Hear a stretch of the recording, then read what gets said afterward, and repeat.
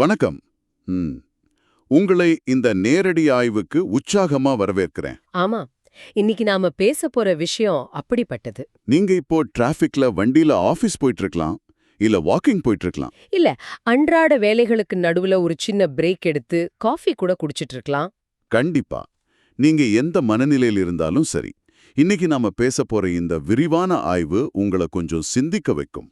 உறுதியா சொல்லலாம். இன்னைக்கு நாம ஆய்வு செய்யவிருக்கும் தலைப்பு the architecture of the unseen man, அதாவது காணப்படாத மனிதனின் கட்டமைப்பு. ரொம்ப ஒரு பவர்ஃபுல்லான டைட்டில் இது. ஆமா, இது இந்த தொடரோட முதல் பாகத்தோட, அதாவது ஆர்க் 1 அப்படிங்கறதோட நிறைவு பகுதி. கரெக்ட். இந்த ஆய்வோட முக்கிய நோக்கமே என்னன்னா சமூகம் ஆண்களை எந்தெந்த உணர்ச்சிகளை மறைக்க சொல்லுதோ அதை பத்தி பேசுறது தான். குறிப்பா அவங்கள அறியாமலேயே அவங்க மூடி மறைக்கிற விஷயங்கள். எக்ஸாக்ட்லி. அதை மிகவும் ஆழமான, நேர்மையான மற்றும் நிதர்சனமான முறையில நாம அலச போறோம். அதாவது ஒரு கிரவுண்டட் அண்ட் ஆனஸ்ட் ரிவ்யூ. சரி, இதை விரிவாக பார்ப்போம். ஏன்னா இது வெறும் செய்திகளின் தொகுப்பல்ல. இது செய்திகள் கிடையாது, இது ஒரு அனுபவம்.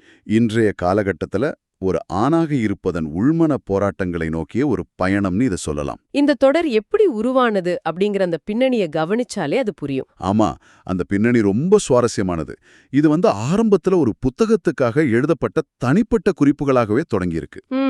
தனக்கு தானே பேசிக்கிட்ட ஒரு விஷயம். சமூகம் ஆண்களை பேச விடாமல் தடுக்கும் சிந்தனைகளை தனக்குள்ளேயே வடிகட்டும் ஒரு வழியாகவே இது முதல்ல உருவாகியிருக்கு. ஒரு வால்வு மாதிரி. இதுல ஆச்சரியமான விஷயம் என்னன்னா, அப்படி ஒரு பர்சனல் ஜர்னலா ஆரம்பிச்ச ஒண்ணு எப்படி இவ்ளோ பெரிய விஷயமா மாறுச்சு அப்படிங்கிறது தான். ஒரு தனிப்பட்ட குறிப்பு 8 அத்தியாயங்கள் கொண்ட ஒரு மிகப்பெரிய பயணமா மாறிடுச்சு. கண்டிப்பா காணப்படாத பல உணர்ச்சிகளை வெளிச்சத்திற்கு கொண்டு வந்திருக்கு இந்த 8 அத்தியாயங்களும். இந்த காணப்படாத கட்டமைப்பு அப்படிங்கிறதுல அவர் நிறைய உருவகங்களை பயன்படுத்துறார். அதாவது மெட்டஃபர்ஸ். மூல ஆதாரத்துல இருக்கிற அந்த உருவகங்கள் ரொம்ப ஆழமானவை. முதல் விஷயமா அவர் சொல்றது திறந்த கண்களோடு காணும் கனவுகள். Dreams with open eyes. ஆமா, இத படிக்கும்போது இது ஏதோ பகல் கனவு மாதிரி தெரியலாம், ஆனா அதுக்குள்ள இருக்கிற வலி ரொம்ப பெருசு. நீங்க சரியா சொன்னீங்க. இது பகல் கனவு கிடையாது. ஒரு 35 இல்ல 40 வயசுல ஒரு ஆண் தனக்குள்ள புதைச்சு வச்சிருக்கிற அவனோட சொந்த ஆசைகள்.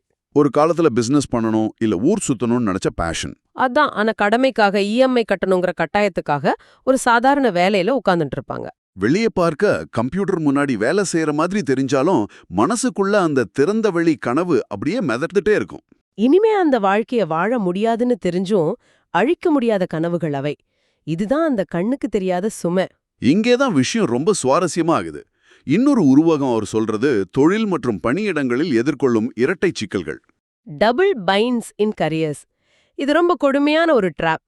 ஒரு கார்ப்பரேட் ஆபீஸ்ல ஒரு ஆண் ரொம்ப கராரா இருந்தா இவன் ரொம்ப முரடன்னு சொல்றாங்க. ஆமா, அதே சமயம் சாஃப்டா இருந்தா லீடர்ஷிப் குவாலிட்டி இல்லன்னு ஓரங்கட்டிடுவாங்க. 2 பக்கமும் இடி. இதே இரட்டை சிக்கல் வீட்லயும் இருக்குல்ல. வேலைன்னு ஓடினா குடும்பத்துக்கு நேரம் ஒதுக்கலன்னு ஒரு குற்றச்சாட்டு.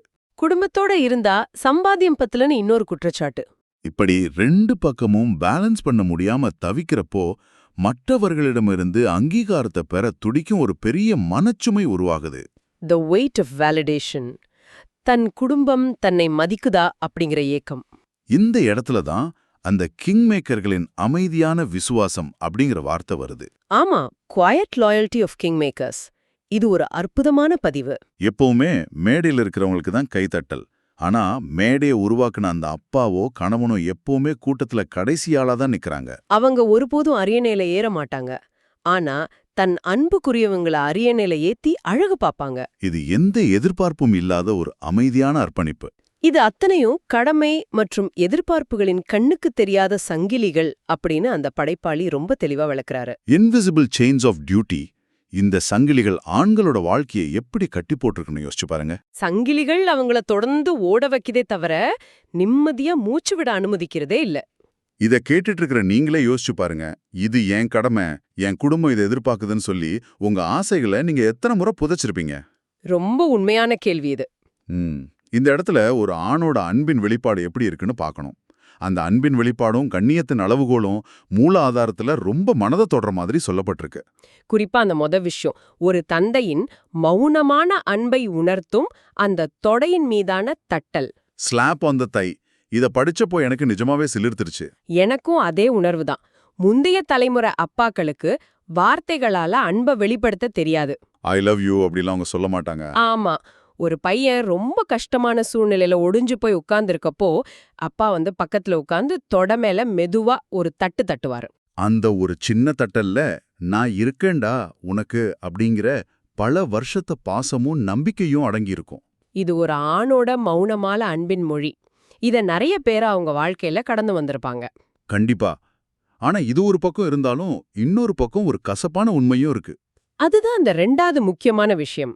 சமூகத்துல ஒரு ஆணின் கண்ணியம் என்பது அவனது வருமானம் என்ற கவசத்தோட எவ்வாறு பிணைக்கப்பட்டுள்ளது அப்படிங்கறதுதான் அது. தி ஷீல்ட் ஆஃப் இன்கம். இது ரொம்ப நிதர்சனமான உண்மை. ஒரு பையனை பார்த்தா சமூகத்துல முதல்ல கேட்கிற கேள்வி அவன் எவ்வளவு நல்லவன் அப்படின்னு கிடையாது, அவன் என்ன பேக்கேஜ் வாங்குறான் அப்படிங்கறதுதான். இத ஒரு பரந்த கண்ணோட்டத்தோட இணைச்சு பார்த்தா இது ஒரு மனிதனின் கட்டமைப்பை உருவாக்குவதோட மட்டுமல்லாம பல உண்மைகளை வெளிப்படுத்துது. காணப்படாத அவர்களின் தியாகங்களை சமூகம் எப்படி அளவிடுகிறது அப்படிங்கறது இது காட்டுது இல்லையா? எக்ஸாக்ட்லி. ஆயிரக்கணக்கான வருஷங்களுக்கு முன்னாடி காடுகள்ல வேட்டையாடி இறைச்சி கொண்டு வந்த அதே எதிர்பார்ப்பு இன்னைக்கு கார்ப்பரேட் ஆபீஸ்ல டார்கெட்டை வேட்டையாடுறதா மாறியிருக்கு. நல்லா சம்பாதிச்சாதான் இந்த சமூகம் உன்னை மதிக்கும் அப்படின்னு சொல்லியே ஆண்களை வளர்க்குறாங்க. அவனோட கண்ணீர், அவன் அடக்கிக்கிட்ட ஆசைகள், இதெல்லாம் இந்த சமூகம் எந்த திராஸ்லயும் வச்சு அளக்கிறதே கிடையாது. எனவே இதற்கெல்லாம் என்ன அர்த்தம்? அதான் நம்ம எந்த பாதையில பயணிச்சிட்டு இருக்கோம்னு யோசிக்கணும். இந்த முதல் சீசன் முழுக்க முழுக்க நாம எப்படி கட்டமைக்கப்பட்டுள்ளோம், நாம் எதை சுமக்கிறோம் என்பதை பற்றியதுதான். How we are built and what we carry. இத ரொம்ப நேர்மையாகவும் சுருக்கமாகவும் தொகுத்து வழங்கியிருக்காரு. நாம எப்படி இந்த சமூகத்தோட எதிர்பார்ப்புகளால வார்க்கப்படுறோம், நமக்குள்ள என்னென்ன சுமைகளை யாருக்கும் தெரியாம சுமந்துட்டு இருக்கோம்னு இது காட்டுது. இது பரிதாபப்படுறதுக்கான பதிவு கிடையாது.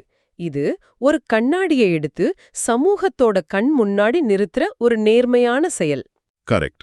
இப்ப படைப்பாளி அடுத்த அத்தியாயத்திற்காக ஒரு சிறிய இடைவேளை எடுக்கிறார். இது ரொம்ப தேவையானது. இவ்வளவு கனமான உணர்ச்சிகளை பத்தி பேசும்போது மனசுக்கு ஒரு ஆஸ்வாசம் தேவைப்படும். சீசன் 2, அதாவது 2வது சீசன் அடுத்து என்ன நடக்கும் அப்படிங்கறத பத்தி ஆராயும். What happens next? நிம்மதியா எதிர்காலத்தை எப்படி எதிர்கொள்வதுன்னு அது பேசும். இந்த முதல் பாகத்தை முடிக்கும்போது படைப்பாளியின் இறுதிச் செய்தி ஒன்றுக்கு. அவர் உங்களை நோக்கி நேரடியாக பேசி ஒரு விஷயத்த சொல்றாரு. அந்த வார்த்தைகள் ரொம்ப ஆழமானவ. தலையை நிமிர்த்தி நில்லுங்கள், சம்பாதியுங்கள், சகித்துக் கொள்ளுங்கள், எல்லாவற்றுக்கும் மேலாக ஒரு மனிதனாக இருங்கள். Keep your head up, keep earning, keep enduring, but most importantly, keep being human. எவ்ளோ பிரஷர் இருந்தாலும் உங்க கடமைகளுக்காக தொடர்ந்து சம்பாதிங்க. ஆனா ஒரு மெஷினா மாறிடாம உங்க மனித தன்மையை விட்டுறாதீங்கன்னு சொல்றாரு. அது மட்டும் இல்லாம அவர் ஒரு கோரிக்கையும் வைக்கிறாரு. ஆமா, இந்த தனிமையான பயணத்தில் தவிக்கும் மற்ற ஆண்களுக்கும் இத பகிருங்க அப்படின்னு கேக்குறாரு. அவங்களுக்கு தெரியப்படுத்துங்க இந்த கடினமான பாதையில அவங்க தனியா நடக்கல அப்படிங்கறத. உங்கள மாதிரி எத்தனையோ பேர் அதே சுமையோட தான் நடந்துட்டு இருக்காங்க. இது ஒரு முக்கியமான கேள்வி எழுப்புது. மூல ஆதாரத்துல நேரடியா சொல்லப்படலைன்னாலும் அது அடிப்படையா வச்சு நம்ம சிந்திக்க வேண்டிய கேள்வி இது. சொல்லுங்க, அது என்ன கேள்வி? நம் சமூகம் ஆண்களின் கண்ணியத்தை வருமானம் என்ற கவசத்தின் அடிப்படையில மட்டுமே மதிப்பிடுகிறதுன்னு நம்ம பார்த்தோம். ஆமா, அவங்க சம்பாத்தியத்தை வச்சு மட்டும்தான். ஒருவேளை அவர்கள் என்ன வழங்குகிறார்கள், அதாவது வாட் தே ப்ரொவைட் அப்படிங்கறத தாண்டி அவர்கள் யார் என்பதற்காகவே நாம் அவர்களை மதிக்கத் தொடங்கினால் என்ன நடக்கும்? வாட் தே ப்ரொவைட் அப்படிங்கறத விட ஹூ தே ஆர் அப்படிங்கிறதுக்காக மதிக்கிறது. எக்ஸாக்ட்லி. அப்படி ஒரு மாற்றம் வந்தா ஆண்களின் மனதிற்குள் இருக்கும் இந்த காணப்படாத கட்டமைப்பு எவ்வாறு மாறும்? அது ஒரு மிகப்பெரிய விடுதலையா இருக்கும். அவங்களோட பலத்த மௌனம் உடையுமா? அந்த திறந்த கண்களோடு காணும் கனவுகள் நிஜமாகுமா? இதைத்தான் நாமும் உங்களிடம் விட்டு செல்றோம். இந்த கேள்வியை நீங்களே உங்களுக்குள்ள கேட்டு பாருங்க. கொஞ்சம் ஆழமா சிந்திச்சு பாருங்க. உங்களை சுற்றியுள்ள காணப்படாத அந்த மனிதர்களை புரிந்து கொள்ள முயலுங்கள். இந்த விரிவான ஆய்வை நாம அமைதியாகவும் ஆழமாகவும் இத்துடன் நிறைவு செய்வோம்.